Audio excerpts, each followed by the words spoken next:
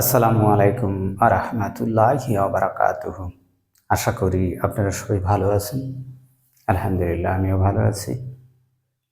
গত দুইটি ক্লাসে আমি সিম্পল, কমপ্লেক্স এবং কম্পাউন্ড নিয়ে ক্লাসগুলো নিয়েছিলাম।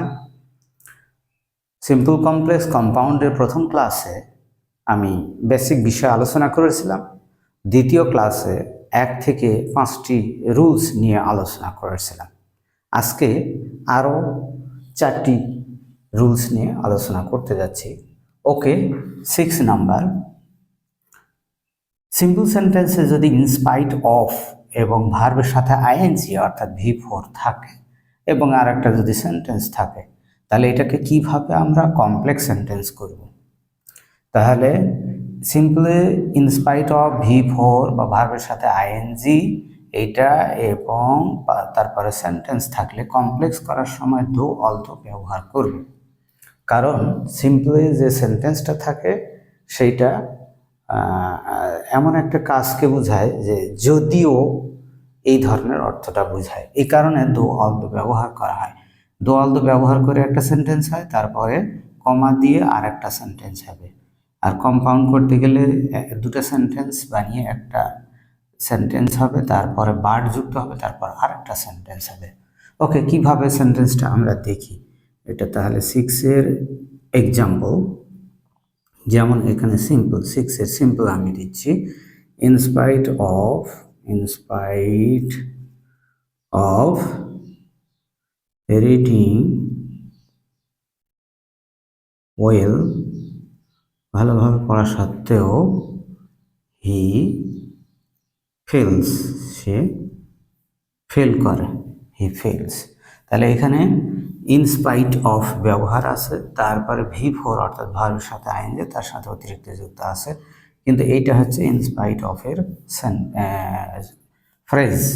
এই ফ্রেজের পর এখানে সেন্টেন্স আছে হি ফেলস, এটা হচ্ছে একটা সেন্টেন্স। তাহলে এই ক্ষেত্রে আমরা কি করব, CX বা কমপ্লেক্স যখন করব তখন এটা হবে কি, এই ভার্বের সাথে আইএনজি যুক্ত অবস্থায় যেটা আছে এইটাকে আর একটা ফাইনাইট ভার্ব করতে হবে, ফাইনাইট ভার্ব যুক্ত সেন্টেন্স করতে হবে। তাহলে এখানে দেখতে হবে যে এখানে আছে প্রেজেন্ট টেন্স, অতএব এখানে তাহলে এটাকে করতে হবে প্রেজেন্ট টেন্স রিড ভার্বকে নিয়ে। তাহলে কিভাবে আমরা করব, এখানে ফেল করা মানে কি, ব্যর্থ হওয়া। কে ফেল করলো, যে পড়লো বা পড়া ভালো করলো বা না করলো সেই তো এখানে ব্যর্থ হলো।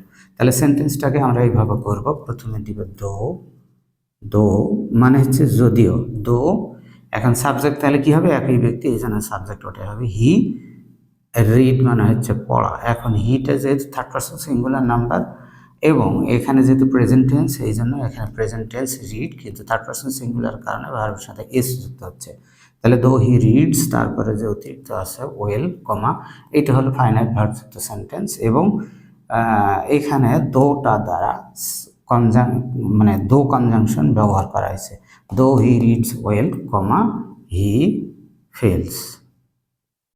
তাহলে আমরা কি দেখলাম, কমপ্লেক্সে এসে দো অলদোর ব্যবহার হলো এবং অর্থটা হলো এরকম, যদিও সে ভালোভাবে পড়ে সে ফেল করে। আর এখানে অর্থ হচ্ছে এখানে ছিল যে তার ভালোভাবে পড়া সত্ত্বেও সে ফেল করে, আর এখানে অর্থ হচ্ছে যদিও সে ভালোভাবে পড়ে সে ফেল করে। এইবার আমরা সিডি কিভাবে করব সেটা দেখব।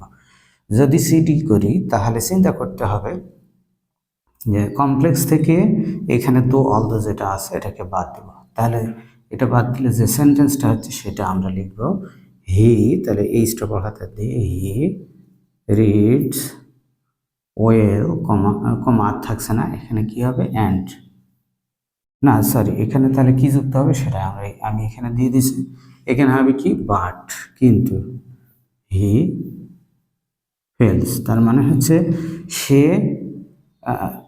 ভালোভাবে পড়ে কিন্তু ফেল করে। আর এখানে ছিল যদিও সে ভালোভাবে পড়ে সে ফেল করে।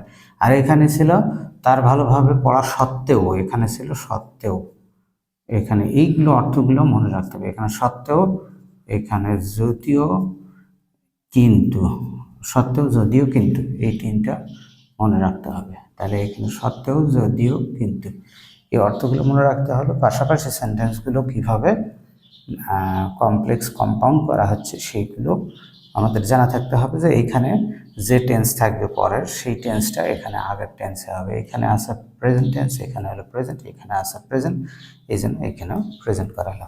এই হলো 6 নম্বর রুলস, অর্থাৎ এর থেকে সিম্পল মানে সিম্পল থেকে কমপ্লেক্স কম্পাউন্ড এইভাবে 6 নম্বর রুল করতে হয়। এইবার আমরা দেখব রুল 7। রুল 7 হচ্ছে সিম্পলে যদি এরকম থাকে যে সাবজেক্ট ভার্ব তারপরে TOO টু এইটা আছে, তারপর একটা অ্যাডজেক্টিভ অথবা অ্যাডভার্ব থাকবে, তারপর টু প্লাস ভার্বের 1 নম্বর, এটা একটা সেন্টেন্স যদি থাকে, যেমন হি ইজ TOO টু কি, সে এতই, অর্থটা বোঝায়। হি ইজ টু কি উইক, WEAK উইক মানে দুর্বল। হি ইজ টু উইক, তারপরে সেন্টেন্সটা হলো টু ভার্বের 1 নম্বর WALK ওয়াক, তাহলে সে এতই দুর্বল যে হাঁটতে পারে না, এই ধরনের সেন্টেন্স। তাহলে এই ক্ষেত্রে আমরা যখন সিম্পল এই ধরনের সেন্টেন্স দেখব তখন কি করব, কমপ্লেক্সে গিয়ে কি করব, সাবজেক্ট যেটা আছে হি ইজ, এখানে কি করব, ভার্ব গঠন দেওয়া আছে হি ইজ, তারপর দিতে হবে সো, অর্থাৎ টু বাদ দিয়ে সো, তারপরে এইখানে টু বাদ দিয়ে সো হলো, তারপরে যেটা adjective weak WEAK weak, is too weak WEAK too weak, sorry he is so weak, তারপরে কনজাংশন হচ্ছে দ্যাট, একটা দ্যাট কনজাংশন নিতে হবে। এখানে যে সেন্টেন্স হলো সো উইক, সে এতই দুর্বল যে, মানে সে এতই দুর্বল যে, এটা একটা বাক্য হলো, কিন্তু এটা হচ্ছে পরাধীন বাক্য, অর্থাৎ সাবঅর্ডিনেট ক্লজ। তারপর আরেকটা সেন্টেন্স এই যে ওয়াক মানে হচ্ছে হাঁটা, এখানে যখন TOO ব্যবহার ছিল তখন অর্থটা এর মধ্যে ছিল এতই যে, এই যে শেষে টু প্লাস ভার্বের 1 নম্বর এই কাজটা করতে পারে না, অর্থাৎ এখানে এতই যে এই কাজটা করতে পারে না, এই ধরনের অর্থ প্রকাশ পেত। কিন্তু এই যে TOO ব্যবহারের কারণে এখানে পারে না কথাটা ছিল, পারে না অথবা পারতো না, যদি এখানে পাস্ট হতো তাহলে পারতো না। তাহলে এখানে যেহেতু পারে না কথাটা আছে, এই জন্য যখন আমরা দ্যাটের পর যে সেন্টেন্সটা লিখব সেটাতে ক্যান নট বা কুড নট ব্যবহার করব। তাহলে ওয়াক মানে হচ্ছে হাঁটা, তাহলে হাঁটার কাজটা কে করবে, যে দুর্বল সেই করবে। তাহলে এখানে তাহলে সাবজেক্ট ওই একই হবে, ইজ টু দ্যাট হি, এখানে পারে নার জন্য কি হবে, ক্যান নট এখানে নেগেটিভ করতে হলো, তারপরে যে ভার্বটা আছে টু এর পর WALK ওয়াক। তাহলে এখানে অর্থটা কি বোঝাচ্ছে, যে সে এতই দুর্বল যে হাঁটতে পারে না। আসলে এই ধরনের সেন্টেন্সের গঠনের অর্থটাই প্রকাশ করে নেগেটিভ, এবং সেটা যখন কমপ্লেক্স করা হয় সেটাতে গিয়ে এখানে নেগেটিভটা চলে আসে। তাহলে সে এতই দুর্বল যে, এই যে টু কথাটা তারা আবার এতই যে কথাটা বেশি বোঝায়, এই কারণে সো ব্যবহার করা হয়। হি is so weak that he can not walk. আসলে এখানে মেইন যেটা সেটা হলো মেইন ভার্ব, এখানে একটা আরেকটা এই যে ভার্ব, কিন্তু এই ভার্বগুলো ধরেই আমরা একটা নন ফাইনাইট ভার্ব ছিল সেটাকে ফাইনাইট করলাম, আর একটা তো ফাইনাইট যেখানে ছিল এখানে ব্যবহার করলাম। তাহলে he so weak that he can not walk.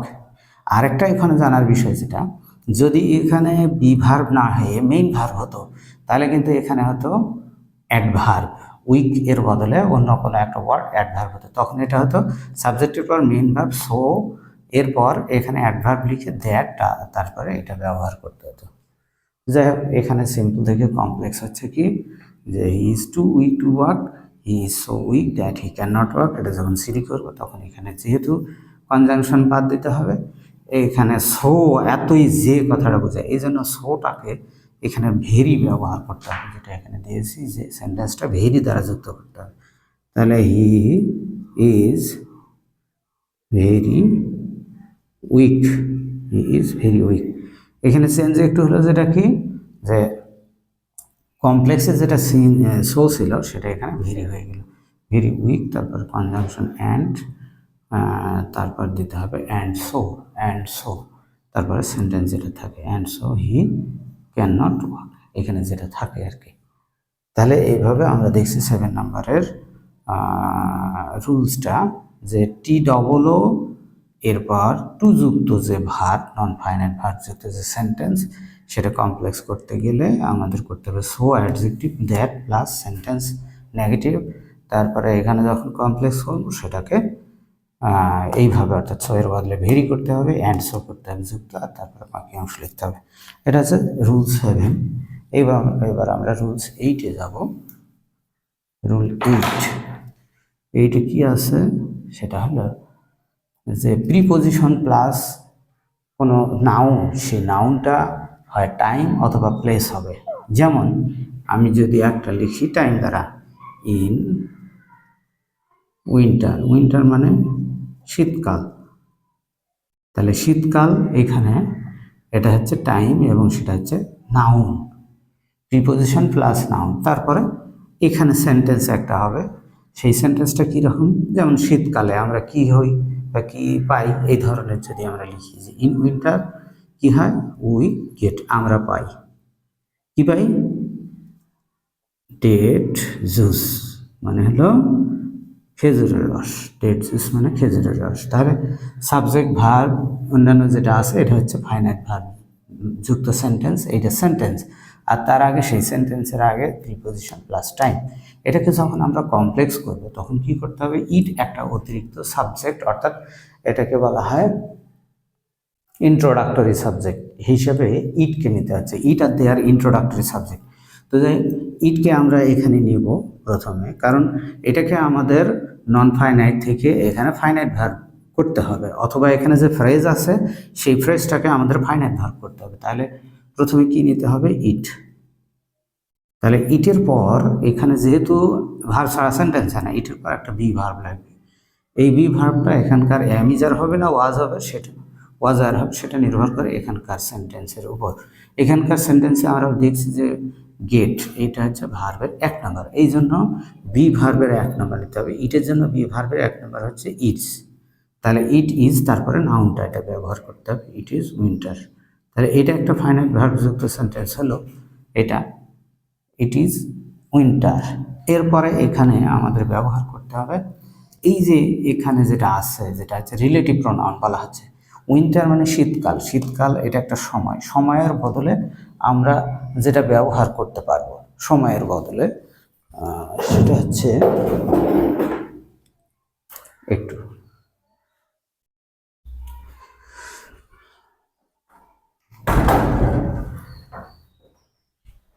Sorry,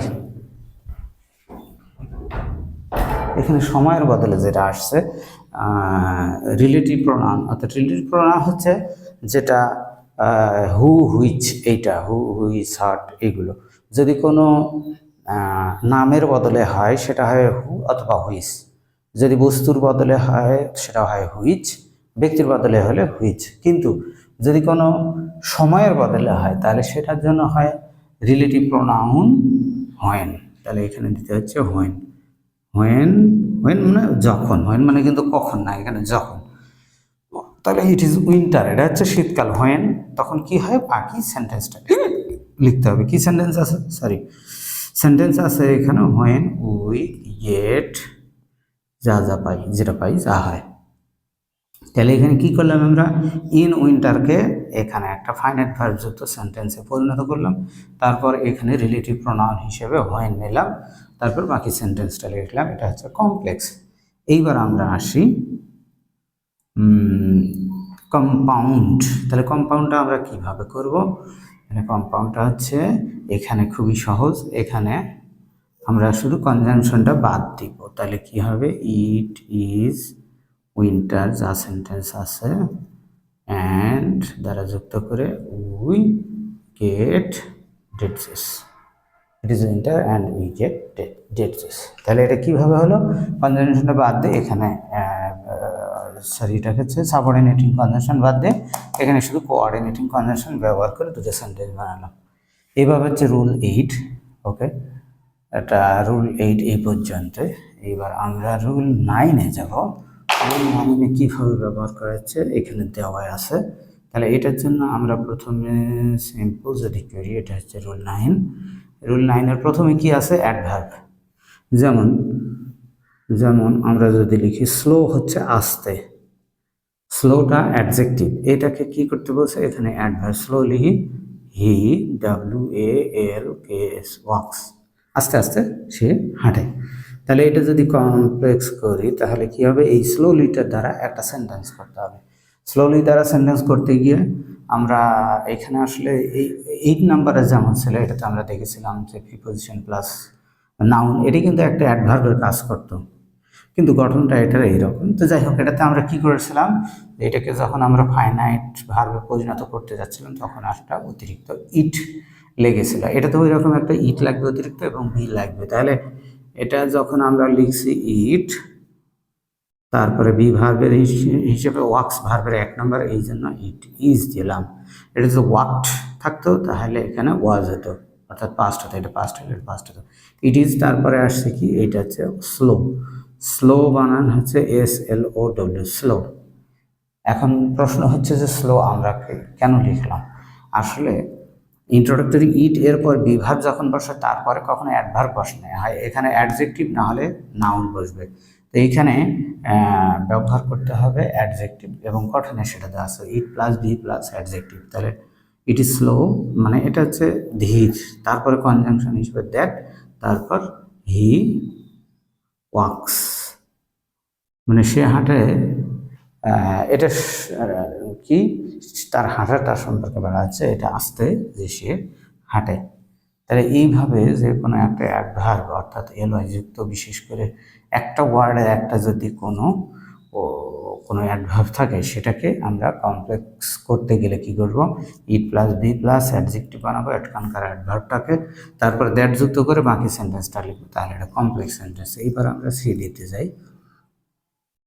CD কী করতে হবে, এখানে শুধু দ্যাটটা বাদ দিতে হবে, দিয়ে অ্যান্ড দিতে হবে। তাহলে it is slow and he wax.